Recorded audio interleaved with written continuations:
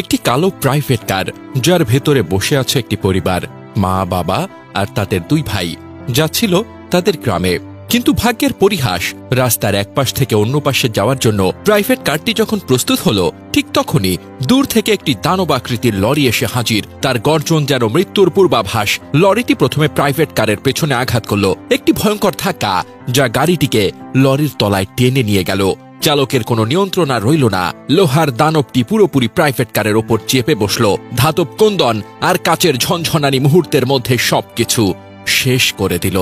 যদি প্রাইভেট কারটি গতি আরেকটু বেশি থাকত, হয়তো এই ভয়াবহ সংঘর্ষ এড়ানো যেত। মাত্র কয়েক সেকেন্ডের ব্যবধানে একটি পরিবারের হাসি, স্বপ্ন, ভালোবাসা সব চিরতরে মুছে গেল। রাস্তার ধারে ছড়িয়ে পড়া ধ্বংসস্তূপের মাঝে শুধু নীরবতা আর অসম্পূর্ণ গল্পের টুকরো পড়ে রইল। দুর্ঘটনার পর রাস্তাটি যেন থমকে গেল। পথচারীরা দৌড়ে এলেন, কিন্তু ধ্বংসস্তূপের মাঝে কোনো জীবনের চিহ্ন ছিল না। দুর্ঘটনার খবর ছড়িয়ে পড়তেই স্থানীয় গ্রামে শোকের ছায়া নেমে এলো। পরিবারটির আত্মীয় স্বজন গ্রামের বাড়িতে জড়ো হলেন, যেখানে তারা আনন্দ নিয়ে ফিরে আসার কথা ছিল। কিন্তু এই দুর্ঘটনার সবচেয়ে বড় ক্ষতি ছিল সেই পরিবারের শূন্যতা। তাদের গ্রামের বাড়ির উঠোনে আম গাছের ছায়া এখন নীরব, মায়ের হাতের রান্নার গন্ধ আর কখনো ভাসবে না। 2 ভাইয়ের হাসি ঠাট্টা এখন শুধুই স্মৃতি। রাস্তার ধারে ছড়িয়ে থাকা ধ্বংসস্তূপের মতোই তাদের স্বপ্নগুলো চিরতরে মুছে গেল। এই ঘটনা আমাদের প্রশ্ন তুলতে বাধ্য করে, এই দেশের জীবনের নিরাপত্তা কি শুধুই ভাগ্যের হাতে? একটি পরিবারের হাসি, স্বপ্ন, ভালোবাসা কেন এক মুহূর্তে ছিন্ন ভিন্ন হয়ে যায়? জীবনের মূল্য কি এতই সস্তা?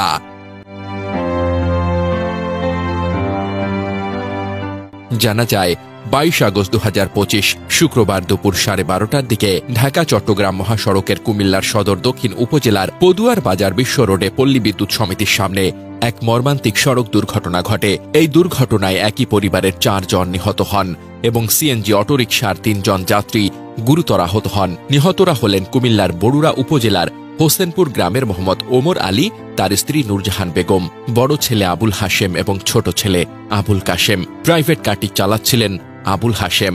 দুর্ঘটনার বিবরণ অনুযায়ী নিহতরা হোটেল নূরজাহানে খাওয়া দাওয়া শেষে প্রাইভেট কারে করে কুমিল্লা শহরের দিকে যাচ্ছিলেন। পদুয়ার বাজারের ইউটার্নে ঢাকামুখী লেনে একটি যাত্রীবাহী বাস উল্টো পথে চলছিল। এ সময় বিপরীত দিক থেকে আসা একটি সিমেন্ট বোঝাই লরি বাসটিকে পাশ কাটাতে গিয়ে নিয়ন্ত্রণ হারায় এবং উল্টে যায়। লরিটি প্রাইভেট কার এবং একটি সিএনজি অটোরিকশার ওপর পড়ে। ফলে প্রাইভেট কারের 4 জন ঘটনাস্থলে নিহত হন এবং সিএনজির 3 জন যাত্রী গুরুতরভাবে আহত হন।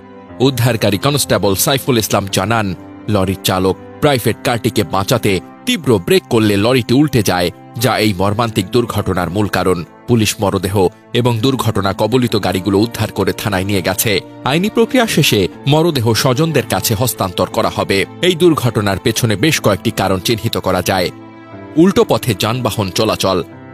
যাত্রীবাহী বাসটি উল্টো পথে চলছিল, যা লরির চালককে পাশ কাটাতে বাধ্য করে। এটি দুর্ঘটনার প্রাথমিক কারণ হিসেবে বিবেচিত হচ্ছে।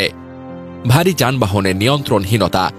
সিমেন্ট বোঝাই লরির চালক তীব্র ব্রেক করলেও ভেজা রাস্তায় গাড়ি নিয়ন্ত্রণ করতে পারেননি। এটি ভারী যানবাহনের জন্য পর্যাপ্ত প্রশিক্ষণ এবং রক্ষণাবেক্ষণের অভাব নির্দেশ করে। সড়ক অবকাঠামোর ত্রুটি। পদুয়ার বাজারের ইউটার্ন এলাকাটি ঝুঁকিপূর্ণ হিসেবে পরিচিত।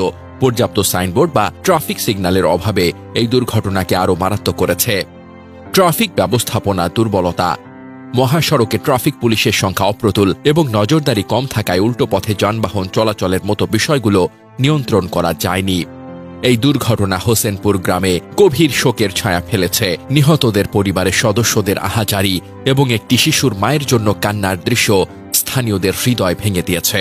স্থানীয় একজন বাসিন্দা বলেন, মোহাম্মদ ওমর আলী ও তার পরিবার গ্রামের পরিচিত এবং সম্মানিত মানুষ ছিলেন। তাদের এভাবে হারানো আমাদের সবার জন্য অপূরণীয় ক্ষতি। গোটা দেশ এই ঘটনায় স্তব্ধ এবং সামাজিক মাধ্যমে এই দুর্ঘটনার প্রতি শোক ও সড়ক নিরাপত্তার দাবি উঠেছে।